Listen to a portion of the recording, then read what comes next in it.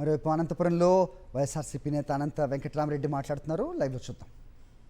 రెడ్డి గారు ఒకటి చూపించాడు.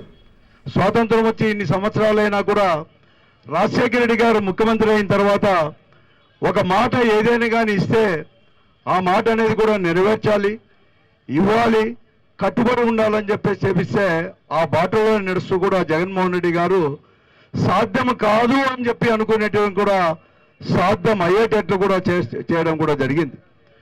సంక్షేమ కార్యక్రమం ఇచ్చే కార్యక్రమాలు కానీ, ఒక కొత్త నూతన ఒరవడిని సృష్టించేటట్టు నూతన సంస్కరణలు అమలు పరిచే దాంట్లో కానీ, అభివృద్ధి పరిచే దాంట్లో కానీ ప్రస్తుతం అన్నీ కూడా అమలు పరిచాడు. అందుకోసం 24లో ఈ కూటమి ప్రభుత్వం జూన్ 12 అనుకున్నాను, చంద్రబాబు నాయకత్వంలో ప్రభుత్వం ఏర్పడిన తర్వాత మేము కూడా అనుకున్నాం జగన్మోహన్ రెడ్డి గారే చేస్తే ఈరోజు ఈ కూటమిలో భాగస్వామ్యమైన భారతీయ జనతా పార్టీ కూడా ఉంది కాబట్టి పైన మోడీ గారి యొక్క ఆశీర్వాదాలు కూడా ఉన్నాయి. తప్పకుండా కూడా కేంద్ర ప్రభుత్వంతో అన్ని హామీలు కూడా నెరవేరుస్తాడు. బాగా కూడా మాట కూడా చెప్పడం జరిగింది. మరీ ముఖ్యంగా ఆయన కుమారుడు లోకేష్ గారు పాదయాత్ర సందర్భంగా కానీ అనేక మార్లు కూడా ఎలక్షన్ మీటింగ్లో కూడా చెప్పడం జరిగింది.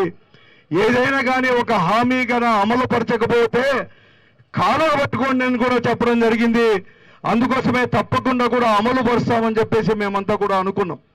ప్రజలందరూ కూడా భావించారు, విశ్వసించారు. పెద్ద ఎత్తున ఎవరు ఊహించలేదు.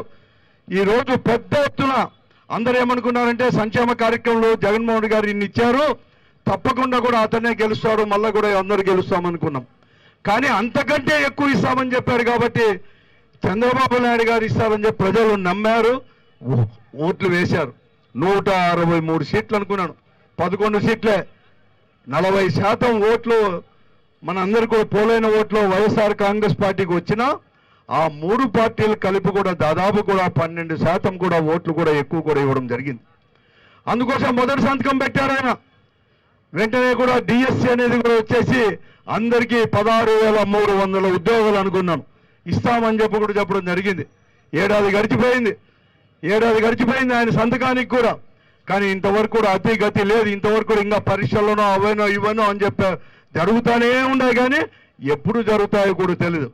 కానీ చాలా మంది తల్లులు కూర్చున్నారు. అందరూ కూడా అమ్మఒడి అప్పుడు జగన్మోహన్ ఇస్తాను, ఆయన తల్లి వందనం ఇస్తారో లేదో అనుకుంటే ఇవ్వడం జరిగింది. నేనేం కాదంలా. అది కూడా 87 లక్షల మంది ఈరోజు అర్హత అనేది కూడా ఈ రాష్ట్రంలో పిల్లలకి అనేది కూడా ఉంటే 67 లక్షలు ఇస్తామని చెప్పేసి కేవలం 53 లక్షల మందికి మాత్రమే ఈరోజు అమ్మఒడి పడింది. కానీ మిగతా వారికి కూడా ఇంతవరకు కూడా వేయలేదన్నమాట, కూడా తల్లికి వందనం కూడా. కానీ ఈరోజు అందరు కూడా మేమందరూ కూడా ఆలోచన చేశాం.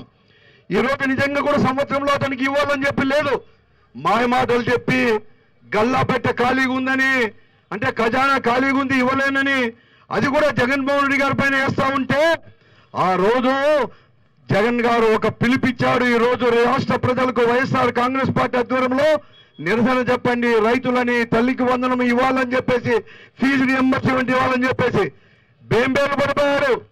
తర్వాత ఎన్నో ఎన్నికలు కూడా వస్తూ ఉన్నాయి. ఇంకా మళ్ళా కూడా 5 నెలలకు 6 నెలల కోసమో భయపడి ఈరోజు తల్లికి వందనం ఇచ్చాడు.